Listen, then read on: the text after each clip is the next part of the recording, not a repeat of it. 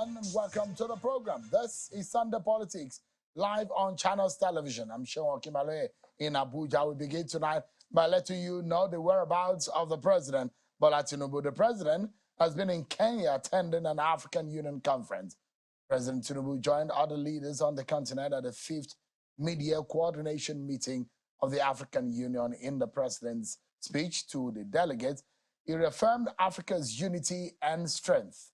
President Tinubu said Africa cannot attain integration and prosperity while Africans languish in pain and anguish.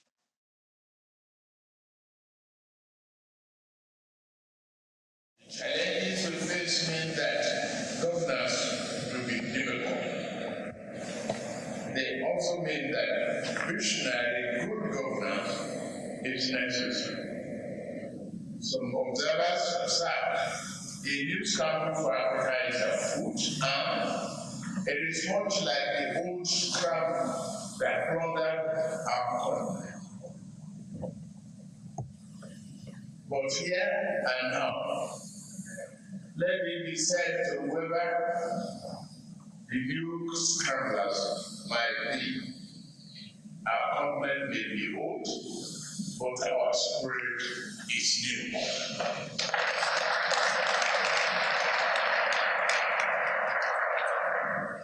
And it is strong.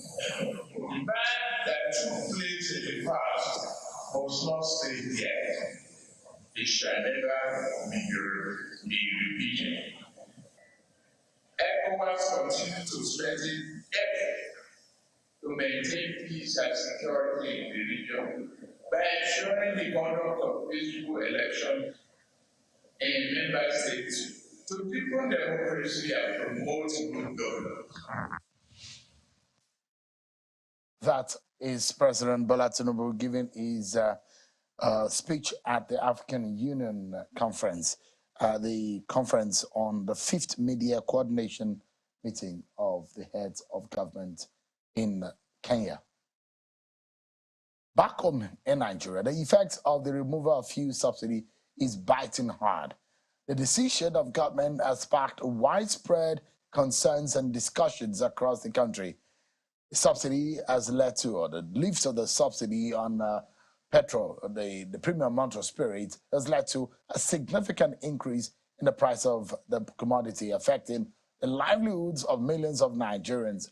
One of the immediate effects of the removal of subsidy is a rise in the price of essential commodities. As the cost of transportation rises, it directly impacts the prices of goods and services. The burden is felt by the average Nigerian, for whom the daily struggle to make ends meet becomes even more challenging in a bid to alleviate the impact on the most vulnerable. The government said it's been thinking about possible ways of cushioning the effect of the removal. They've announced plans to disburse financial support of 8,000 naira to about 12 million poor households in the country, out of almost 50 million households that we have or captured, known to the Nigerian Bureau of Statistics. This move aims to provide some relief to those who are most affected by the removal of subsidy. However, questions linger about the effectiveness and the reach of such initiatives. Tonight, we'll be giving you so many perspectives on what should be done rightly, what is the interest of Nigerians, what is right by Nigerians, by the conditions of the average citizen. What does this mean to our economy generally? We look at the policy, the economic angles of all of these issues. And tonight, we have some very, very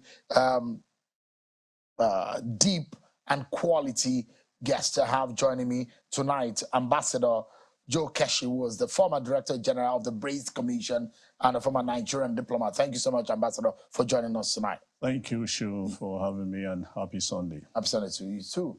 And I have joining us from our Lagos studio, Mr. Muda Yusuf, who is a former Director General of the Lagos Commerce and Industry, and also the CEO of Center for Promotion of Private Enterprise and Economic and Business Advocacy think tank. Thank you so much, Mr. Yusuf, for joining us tonight. Thank you very much, Sean. It's a pleasure to be with you. Appreciate it. Let's get to it. Let me begin with you, Mr. Yusuf. Give us an understanding for what we know. And there is this argument about the database of the Nigerian people, how many households that we have. We do know that based on the statistics released by the NBS, we have about 43 million households. There are two different funds that we are looking at here. A 500 billion naira from the 2022 Appropriation Act. And on the other hand, is the World Bank initiated 800 million US dollar. The likes of Falana will argue that you cannot borrow to give palliatives. But it does look like things are already in motion because the federal government had approached the National Assembly to say, give us, approve this money so that we can disburse 8,000 naira to 12 million households, and it will be for 6 months. What is your initial view about this move of the federal government? Well, thank you very much. First is to appreciate the fact that the administration acknowledges the pain that the citizens are going through as a result of current economic reforms, particularly the fuel subsidy removal. There are two big issues around this particular initiative, because I know that government will still come up with other initiatives. First is the principle of cash transfers. In this type of environment, and in particular even in many African or developing countries, the effectiveness of cash transfers is not something that one is very comfortable about. We have gone through this route before under the Ministry of Humanitarian Affairs and Disaster Management under the previous administration. We had the so-called social register. So much money was disbursed, and I'm not sure that up till now we can see much of impact. Because the reality is that we have a major issue with data credibility and data integrity. That is a major issue. And now when I listen to some spokesperson of government talking about transferring the money through digital transfers, through wallets and so on. But the reality is that most of the most vulnerable segments of the society don't have bank accounts. Many of them don't have wallet. They don't even know what wallet means. So ab initio, you have a challenge or the risk of even excluding the most vulnerable in terms of reaching out to the most vulnerable under this scheme. Secondly, is to look at the materiality of the amount that we are talking about. We are talking about 8,000 naira per month, per household. Yes, I mean, if you talk of the rural areas, the villages, 8,000 naira may have some impact. But the reality today is that close to 60% of the population are in the cities. 8,000 naira per month may not have any significant effect, apart from the fact that it is not likely to reach a significant percentage of the vulnerable group. A bag of rice, for instance, is 50,000 naira. Let's even assume that these people will not buy a bag of rice. In Lagos today, there is this measure of selling rice and grains that they call paint bucket, small paint bucket. It's 3,500 for rice. It's 3,000 naira for beans. It's 1,500 naira for gari. Between these three buckets, you have already exhausted the 8,000 naira. Take the cost of transportation.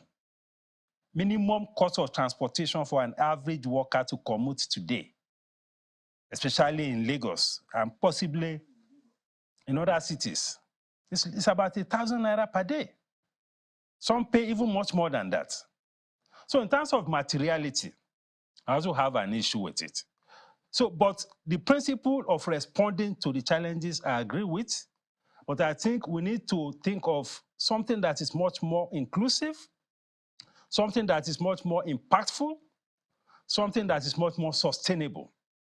So that is why I would suggest that we should have a review of all of this. And in any case, I don't think it's a good idea to borrow money. We are talking of $800 million for purposes of cash transfers, with all these issues of credibility around the whole process and all this implementation risk and even some corruption risk around the implementation. I think it is better to invest that kind of money in things that will have more enduring impact, because the key pain points for the citizens today are the cost of food, the cost of transportation, and the cost of energy. Those are the immediate things that we need to deal with. So whatever intervention we are coming with has to focus on these key areas. And in order to have an impact, it is important that we engage stakeholders in each of these segments so that we can come up with policy responses that will be more impactful and more sustainable. So those are my initial thoughts about the whole issue about this. And in fact, when you are capturing it, I think, Mr. Yusuf, because some of you, the big men, the prices of the commodity you are talking about in the rich men communities, because I had to go to the communities where the so-called palliatives could be directed to. And my prices are a bit different. What I found out is a bit different. Even the measure that you're talking about is probably larger than what these kind of families are going to buy in the market. This is what I found out. They will not use the bucket, Mr. Yusuf, because that is too much, because they may not be able to afford it at the time. What they might use is a module, which is even smaller. It's like a bigger tomato paste can, which is bigger than the usual. They call it a module. So it's about 1,000. Module, yeah. Yeah, that's what they call it. I go to the market too. You go to the market too. Interesting. So that price is for rice is 1,100. It used to be about 700 about a month and a half ago before the removal of subsidy. The module of beans is now 1,000 naira. It used to be about 500 naira or thereabout about a month and a half ago. A bag, a 1 kilogram of semovita is 800 naira now. It used to be a lot less than that. A module of gari is 700 naira. A bottle of groundnut oil is 1,200 naira. A bottle of palm oil is 1,100. A plate of tomato is 400 naira. In fact, I don't want to say how much a ball of tomato is in the market now. You'll be shocked. That plate of tomato is about maybe 6 or 7 pieces in it. So divide by 400, it tells you that you get a ball of tomato about 100 naira. That's how much it sells. Now, a plate of pepper is 200 naira, and a bag of pure water sachet water that you will get is now 250 naira. And that is what these people who are in the lower cadre, which the likes of the World Bank had captured to say, they spend less than $1 today. And now the rate of the dollar is about 800 and something, 80 naira or thereabout to the naira. So my question is, I'd like to ask you, although difficult to answer, but let us know. This palliative, this 8,000 naira, good or bad idea? Because we need to know, because this money is not for government. This money is supposed to be for the people of Nigeria, and the people of Nigeria need to know whether it's a good or a bad idea. From your point of view as a professional, good or bad? Well, I wouldn't want to use the word good or bad. I would just say that there should be better ways of investing that kind of money to make a much bigger impact in a manner that is inclusive and that is systemic and system-wide. That is what I would say. And just as I said, we know what the pain points are. Food prices, cost of transportation, cost of energy. So we should engage stakeholders and come up with specific interventions that will make an impact in those areas. So that is the way I will respond to it. And let me also add very quickly, all the agencies of government need to be on the same page as far as mitigating the hardship of these economic policies are concerned. I say this because, take for instance, between the Central Bank of Nigeria and the Nigeria Customs Service, the exchange rate that is now being used for the computation of import duties has risen by over 80%. They were ascribing that to the fact that because the naira is now has been floated, then they have to change the exchange rate computation. At the inception of this administration, the exchange rate that was 422 to the dollar.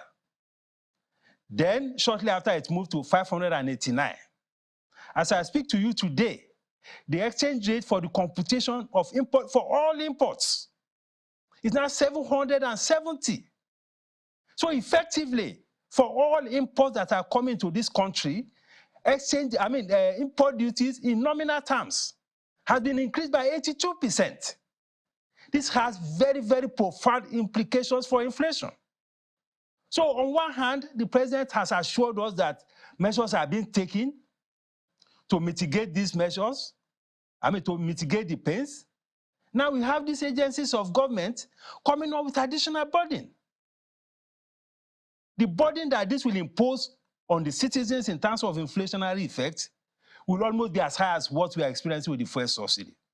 So it is very important that there's an intervention at that level to make sure that both the customs and the central bank go back to what the status quo was, to allow for this pressure on the citizens to calm down a little. How on earth can we be talking about 82% increase in import duty across all categories of imports? We are talking of raw materials, we are talking of vehicles, we are talking of mass transit buses, we are talking of equipment that are used by manufacturers. How are we going to cope with that? So that is why I'm talking about coordination. It's very important. The president cannot be saying one thing and some agencies of government are doing a completely different thing. Only recently we heard that there's an imposition of 7.5% VAT on diesel at a time when the citizens are complaining that the energy cost is becoming very prohibitive. So we need to coordinate all of these things. And the good thing is that the president has a special advisor on coordination, the special advisor on strategy. They should weigh in on this and advise the administration appropriately. It is very, very important. Yeah. So I asked you that question. I'm coming to Ambassador now. I asked you that question, Mr. Yusuf, not to put you on the spot, but the question is, what is good, what is bad. Now, the question is, if you have 8,000 naira given to this 12 million household, the issue of the spread of this household out of the 43 million household that is captured by the MBS, how do you aggregate the 12 million? Some states are already complaining that some states will get more than the other state. Now, 8,000 naira for an average of 5 person in some of these households, it comes to 48,000 naira for the 6 months. Divide by the 5%, each person will get about 9,600 naira. And we listed the price of this commodity. So if you're putting this money in people's hands, but you cannot buy them anything, what sense does it make? Let me allow Ambassador Joe to weigh in on this. From your point of view, and I'll begin with you from that difficult question of good or bad? Bad. How bad? Very bad. So, is it worse than doing nothing? They've not done anything yet. So let's be honest with ourselves and call a spade a spade. Let's go back to the whole question of declaring a state of emergency on food security. It's a misplacement of priority to start with. If you want to declare a state of emergency, you should have declared a state of emergency on security. Because the food that you are talking about, as of today, most farmers cannot farm because they are farming, most of the farming communities in the areas that produces Nigerian, should I say the food basket of this country is occupied by non-state actors. So you get the state actors first out of the way. before you begin to talk of doing something about food. Because when you get the non-state actors out, you rehabilitate the farmers. And then the farming community can now begin to put food out to the market. That would, of course, depress the high cost of food in the market. But where you now decide that that is not going to be your priority is going to distribute money, not just to the poor of the poorest, but also to National Assembly, to the judiciary. How on earth can anybody say that is good? That doesn't make sense. And for me, for the National Assembly itself, to spend only a few hours and approve this, Mr. Yesu talked of engaging stakeholders. This is what the National Assembly should have spent days or weeks engaging stakeholders to ensure that the right policy is put out there. But the haste with which it was approved, look, just tells you that either it's out of competence, out of lack of knowledge of the situation in this country, or that our leaders simply don't care once they've been elected and they've been taken care of, because they are going to get about 70 billion. And you can imagine advertising 70 billion at this particular time when people are suffering, as he has analyzed, to begin to buy vehicles. In this country, with the situation people are going through, you just gave us the prices of foodstuff. You've not even factored in the cost of medicine. Go to an average pharmacy in this country and see how much medications people are now finding it difficult to buy medicine in this country. So how can it be good?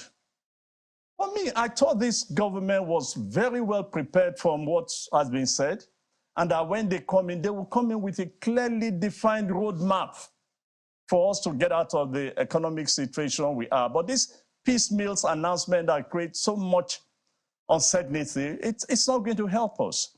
So for me, this is a bad idea to start with. And I think that they need to quickly review it. What is the judiciary doing with 35 billion? Exactly to do what? Look, our governments in this country, both federal and state governments, should stop taking the people of this country for a ride, for goodness sake. When you announce a policy anywhere in the world, you actually explain to the people. You tell them why the policy is in place and what it will achieve. This one is not going to achieve anything for one simple reason. We have a good evidence, for this. The Buhari regime spent 8 years distributing money. And what happened? We became poorer. We became poorer. So anybody who says that distributing 8,000 to people in this country is going to solve the poverty issue, the poverty problem, is joking. It will not solve the poverty problem in this country. So they better go back to the drawing board, stop this distribution. Look, go to a number of platforms and see conversation. Some people will tell you the judiciary is being bribed. Some people are saying, oh, they need the help of the National Assembly. To do what? In fact, the people of the National Assembly, if they really cared about the people who elected them, they should actually have not approved money for themselves, not at this point. Not now, even for the judiciary. So we look at it in this way. When the president made that statement of that subsidy is gone, it has implications, and there are those who criticize him to say, well, it's a good idea to remove subsidy because it's an evil within the chain. But the question was that, what will be the cushion? We were thinking that government will come up with a cushion effect to be able to absorb the pain. What kind of cushion? Look, I saw a calculation that was made that if that money has been used to buy, for example, buses, it will probably get 100 and something buses. When you break it down by 30-something states, a couple of states will get quite a number of buses to address the issue of transportation. That was not done. So the transport situation we are currently in this country has not been addressed. the food issue will not be addressed by spreading 8,000 to some 12 million households or thereabout. Yeah. So exactly what would the policy achieve? It's money down the drain. We've gone through this path before. But if you under the Buhari administration, if you hold the distribution of the handout on one hand, what kind of cushion were you expecting the government to have done? You know, for me, I was expecting that the government will announce a comprehensive economic policy that clearly defines the roadmap to where we are going to. You know, when you look at some other countries, I give an example of India. When they were in a situation like this, what did they do? They focused first on agriculture. And when agriculture started growing, they now came into human capital development, which is why you find that almost all CEOs around the world today are Indians, and they are doing, so well. And then they took others one by one. Today, we have no policy yet. Well, Mr. Yesu said that they are coming out, they are going to come out with more policies and so on. No, we don't need more policies. We need one omnibus comprehensive policy, a roadmap that will enable us get out of the current quagmire that we are economically. They're already talking about tax reforms. They're already talking about focus on agriculture and food security. Isn't that some kind of economic plan? Look, you said they are talking. Talking is, They set up a committee on the tax reform. I thought we were told that they were well prepared coming to office. So you don't see this as any preparation at all? No, I don't see this as any preparation at all. This is 1 month. No roadmap yet to anything except piecemeal. And our friend Dele comes out and says to us, no government, no president in this country has done this before. Done exactly what? What we need to understand is that there is so much pain in this country, and piecemeal solution, throwing money left and right, particularly to those who don't need it. The National Assembly does not need the money that has been given to it. The judiciary does not need the money that has been given to it. Let's put this money in a way and manner, spend this money in a way and manner that will affect the generality of the people. If you are going to buy buses, but I have a problem with these buses because all the buses they bought over the years in times that, these issues have been addressed. There were Shorty buses. Where are they? Poverty eradication during the military days and all. So it just shows you that, as you rightly said, this is the time. Look, the people in government do not have all the knowledge, to be sincere. So this is the time for them to, consult widely.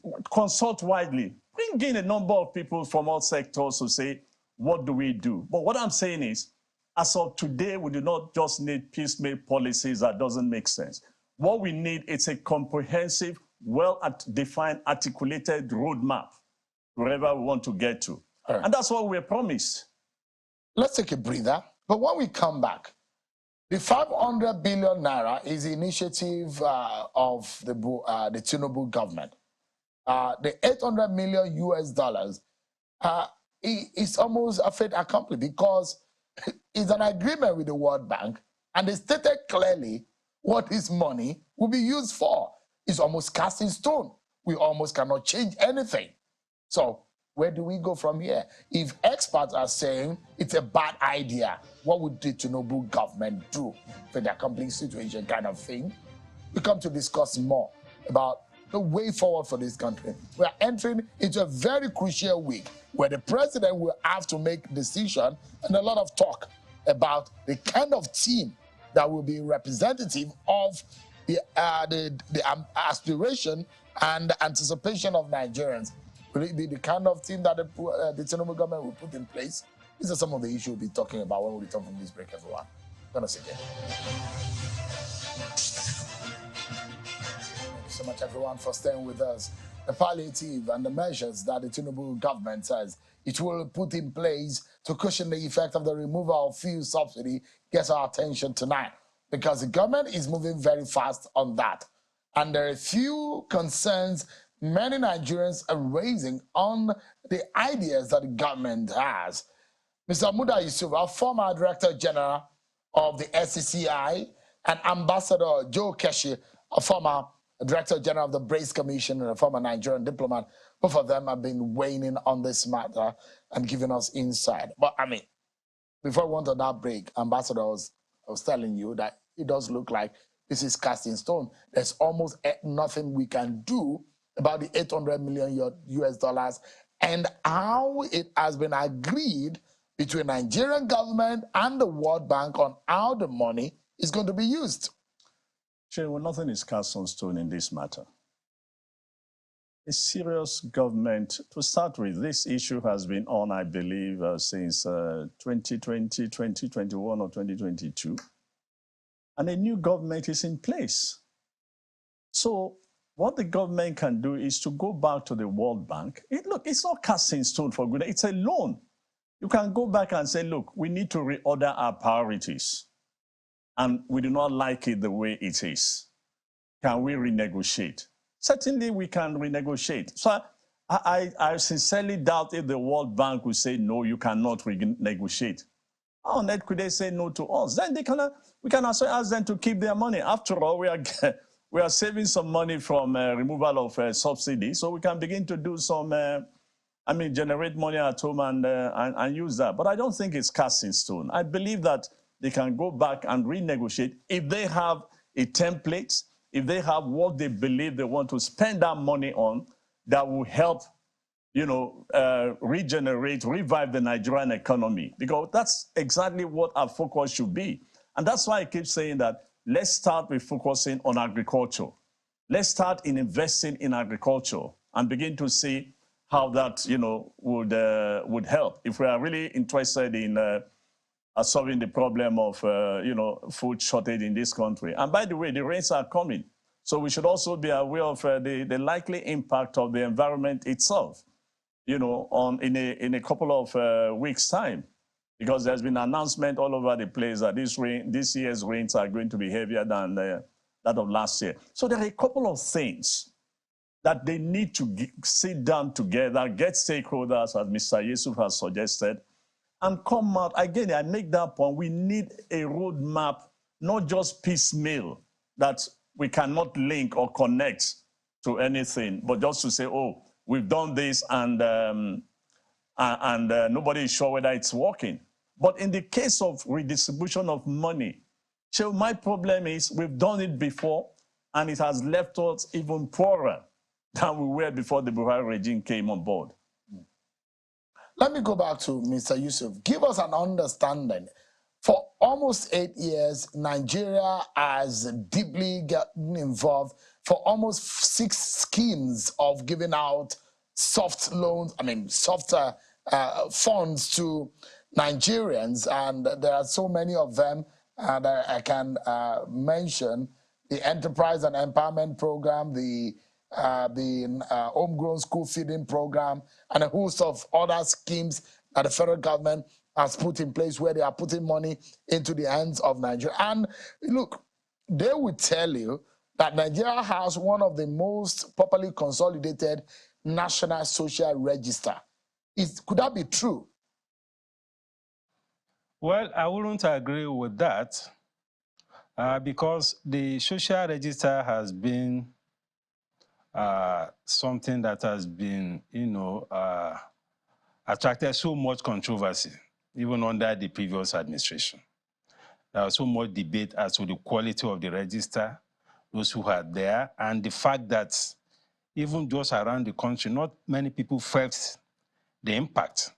Perhaps because of our population, because if you have a population of over 200 million people and you are talking of about an intervention program or a number of households of about 12 million people, what percentage is that?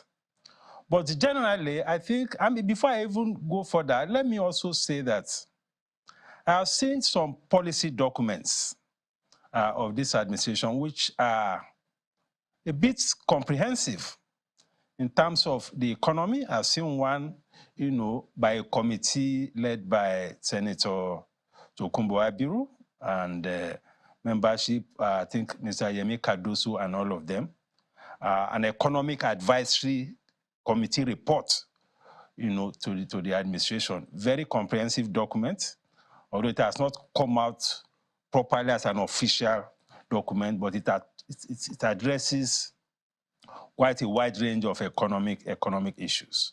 I also saw one on oil and gas, also very, very comprehensive, very detailed as to the kind of reforms and the roadmap for reforming the oil and gas sector. At least those ones I've seen, and they are very, very comprehensive. But having said that, I think what is important in all of this is to, build the capacity of the economy to be productive. This economy or this country is not the same thing as many of these advanced countries where some of these World Bank, IMF are based. And that is why it is important to localize policies. Whatever policies we are doing or we are adopting, we should localize it to suit our environment. What works in US or in Europe may not work here. So that is also very, very important. And the same thing applies to some of these policy reforms. Because the whole idea of these reforms is to make the economy more productive, to make the economy, to promote investment growth, to diversify the economy, and to make the economy more inclusive, and to also accelerate the process of redistribution of income. That is what it's all about. And I'm glad that we are pursuing what looks like a market-led economy. That is good, and many of us are proponents of that. But in all of these models, we need also to define boundaries. Because nothing is absolute. If you are running a market economy, that is fine. But market cannot solve all problems. That is why we have the principle of government intervention in a market economy. It happens even in the United States. It is like the bastion of market economy. When the auto industry had major problems I think in 2008, the government of the United States injected government money from Treasury to support the auto industry because of the strategic nature of that industry. That is to underscore the point that nothing is absolute. So that is why for some of these policies, just as I said, we need proper coordination. For instance, we were talking about palliatives.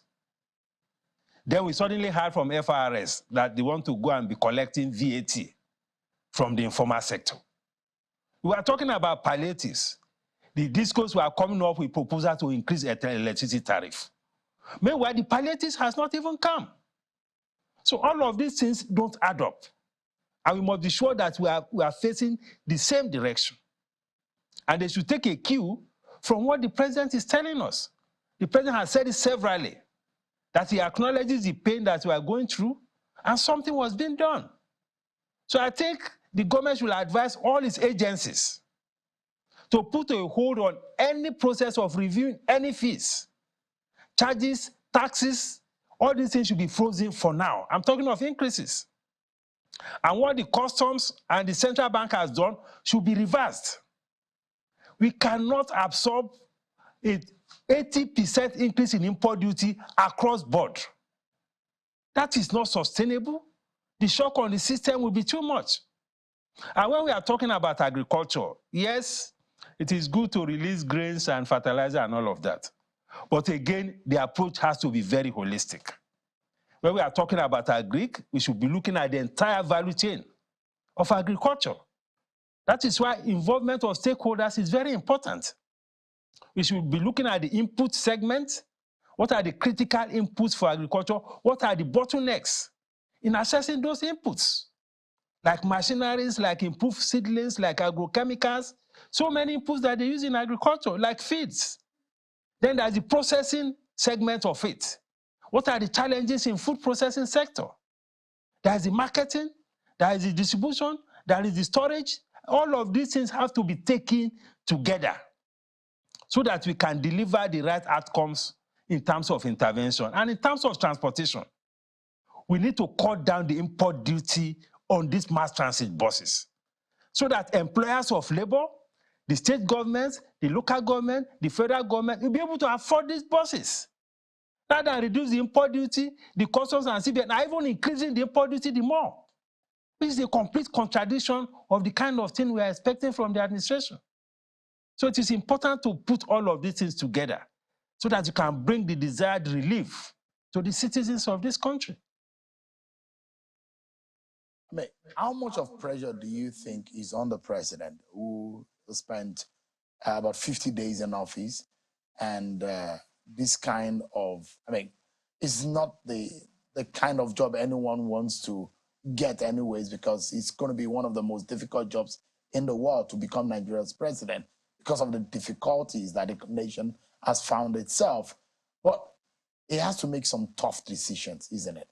But if you were in his shoes, what were the things that you are on your mind that you think are properly, I mean, could properly address the situation that we're facing? You know, just precisely what Mr. Yesu has said, particularly with regards to agriculture. And I gave you the example of the Indian situation and other countries, you know, where the focus was on expanding the middle class to start with. We don't have one here. Again, we don't have one. It's totally evaded. Evaded. Yeah. So what they did now was to go into agriculture, to go into human capital development, to go into transportation. Of course, using technology to do all these things. And exactly what he has just said, look, all those people he named that has produced fantastic documents, you know, I have great respect for almost all of them because I do know them, but they are also students and friends of IMF, you know, who come out with some of these policies, you know, that, as he rightly said, are not localized. Our problems are different from all those high-floating papers and ideas. Look, to solve this problem is very easy, and I keep making that point. First, take care of the insecurity in this country. Order the military. Give them less than 2-3 months to clear off the bandits from every space they occupy in this country. Restore back, put back the farmers to work. Fund them, but not the kind of funding that was done with rice. Because at the end of the day, most of the rice anchor program just can't pay back. Some even said they didn't know they were expected to pay back. But he pointed out, Yesu pointed out all the things that need to be done in terms of agriculture, that is across the value chain. And that's where I thought that would be the best place to start with. Because number one, you have to get people back to work. You have to ensure that there is enough food in the community in this country to start with. And then you can begin to address other problems. So security is number one. When you have addressed the issue of security, you must begin to address the issue of agriculture. Do you think that the president has the capacity to fix these problems? I want to believe so. If not, why did he run? From what you have seen so far, from what you have seen so far, he has, you know, from what I have seen so far, you know, I don't know about others, but honestly, I'm amazed because the impression that was given was that a man who's been wanting to be president for so many years, you are coming on board well prepared. And the beautiful papers you have written, all the seminars you guys have done, bring them out for goodness sake. So you are not impressed at all? So far, for me as a person, look, Shehu, you really have to go out there and see how people are suffering. Very soon. Let me. Yes, it's not start today, but it's what? Let me make a difference. Those of us who've been trying to help relations and so on, if care is not taken, very soon we'll become poor ourselves. Very soon we'll become poor ourselves. Because the day you stop, they begin to wonder why Uncle has stopped doing ABCD and then helping others you've been helping before. So there's the need. Look, let me go back to what I said when we started. He's used the word, you need to localize some of these things. And that's the starting point. You need to come out with a roadmap so that everybody can see it. You can also bring... You need them to announce a global... What about the fact that the team has not been yet announced? No. You don't need the team to be able to announce that? Because you already have seasoned economists, advisors that you've been working with all this time. They prepared all these papers. Bring out what is in these papers and give us a global comprehensive roadmap that defines what will be done in agriculture, that defines what will be done, that articulates what will be done in agriculture, articulates what will be done in education on capital or human capital development, articulate what will be done in health. When you treat these three issues, give or take 2-3 years, you begin to see changes in the Do you the think Nigerian an economy. Atiku Abubakar or Peter Obi would have done better, given the time, the few weeks? Well, each and every one of them presented a manifesto. And when you go and look at the manifesto, they are completely different. At least when you look at the Peter Obi manifesto, he was very emphatic to say that he would take up the sustainable development agenda. And all those things encompasses the whole of whatever you want to talk about, human development. And if I remember very clearly, I think the first is on education, the other is agriculture or something like that, water, health, and everything. So these are the things that we need to focus on in order to change the narratives, of development in this country. And the sooner the better. The sooner the better. Because you do not want people in this country to get to a stage where they'll begin to revolt against this country and the military will be called out. And I'll say this very clearly. The way things are going, if nothing is done as quickly as possible, we might get to that stage. And that's why I keep saying this policy is misplaced. We need to take a complete review of it. And you said that it's casting the World Bank. No, it's not casting stone. You can go back and say, look, we have a different priority and we need to renegotiate this. And in any case, we are making from what Mr. Yesu said, if they've increased the cost of importation, it also means that we are making a considerable amount of money. So we are beginning to have a lot of money that we can spend in all these areas. And that will really help this country. We need to put in place policies that will urgently address the issues that involve the mass of the people. It is the people that government must focus on, not themselves, not the rich, not the policy makers, not the politicians, the people, the people. You look at this cash transfer, if you say that it's a misplaced priorities, there are those who will tell you, Ambassador, that we are not isolated from some of these inequalities that happen in the society.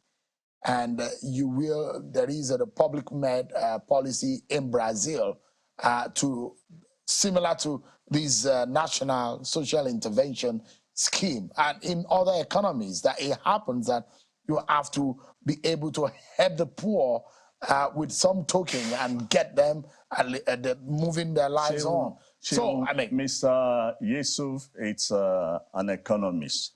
You heard what he told you about that, the controversies surrounding that social investment. So the idea in itself is not a bad idea. It's the administration, isn't it? Look, for sure, the implementation. And what we're trying to do reminds me of what the Americans did under President Johnson. At every situation, they threw money. And it practically didn't work for them. And that was where the issue of policy analysis became a serious discipline, because people now went back and started looking at the whole process of policy making, policy implementation. So if you look at some of the policies, they might be good, but when it comes to implementation, we have a problem. And so Mr. Yusuf has really said all there is need to say about the social investment, and I don't have to repeat what he has said. Yeah. But the truth of the matter is that the controversy still exists today, that nobody is actually sure how much was distributed. Do we need to probe the register that is being used before? If it's, I'm assuming that it's probably going to be the existing register that this government is going to use, which the Buhari government developed. The first thing, If the government had come in with an open mind and not just to continue, as we were told during the campaign, the policies, they should have actually started thinking of how to review that to ensure that the right people, and that, in fact, people who really desire to get some palliatives, get some palliatives. So that should have been part of what they should have done on arrival at the scene. So let me go back to Mr. As a way for us to wrap up this conversation. So I'm looking at the attention has been largely on what the federal government is doing. But this country is not a country of the federal government. It's a country that has the constituent units, the state of the federation, and we have 36 of them, plus the FCT. We've seen Governor Uzodinma of Imo State, for example, has announced 5 billion revolving loan to farmers. He has also announced an increase in the minimum wage of workers in the state to about 40,000. We saw the governor of Rivers State, Sim Fubara, who also announced there are some interventions, including providing free transportation to the people of the state. We've seen in Kwara State, for example, that the government has announced a reduction in the days that the government workers will have to go to work. These are their own measures. This eventually will trickle down.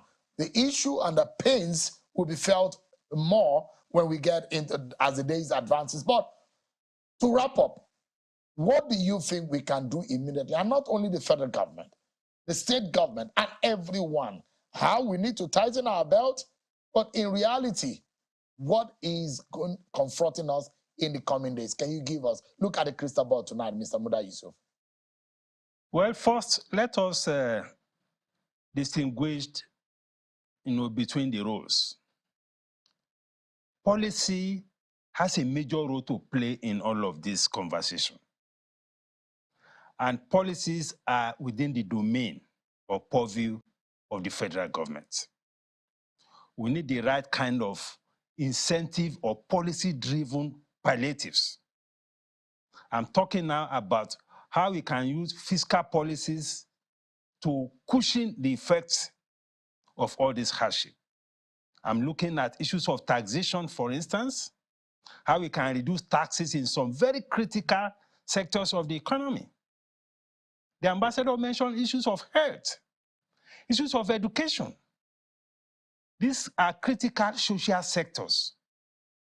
What fiscal policies can we put in place to reduce the pressure of investors in this sector so that they can deliver quality health, quality education at a more affordable rate, and as well as those who are in the public sector as well? The issue of taxation is also very important. Reforming the tax system is not just about revenue, it's also about making it easier for the vulnerable segments to be able to survive and cope with the current challenges. What segments of our population are we going to exempt from taxes? What segments of our SMEs are we going to exempt from taxes? Whether we are talking of VAT, we are talking of company tax, and so on. Those things are critical. Then, of course, we have the direct intervention, which some states have been doing. And that is also very important. Because from the reforms that has taken place, there's going to be a significant improvement in revenue. From the foreign exchange, convergence alone, annually we expect to see additional revenue of close to 4 trillion naira that will go into the federation account.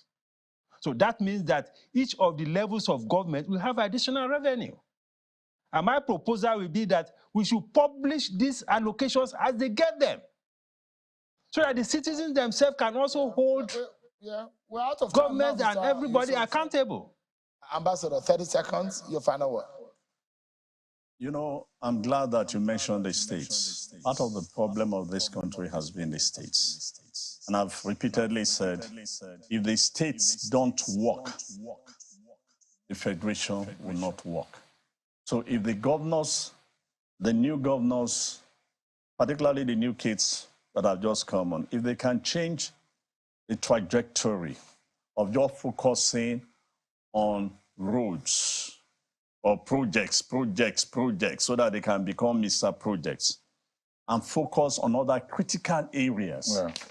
No, look, since 2019, I do not know any state government, and I stand to be corrected, that has built an industry, that has created employment. It's all road project. So if they can just begin to do things, go into agriculture, improve education, improve health, I think that we begin to see significant changes in the way things are. Ambassador Joe Keshi, a former Director General of the Brace Commission, a former Nigerian diplomat, and Mr. Muda Yusuf, a former DG of LCC. Thank you so much indeed for your time tonight. And I hope that this conversation has benefited in a lot of ways to our viewers tonight. Thank you so much indeed for your time. Thank you. Well, that's our show for tonight, everyone. Many thanks for watching. I'm sure Kimaloe. Enjoy the rest of your evening.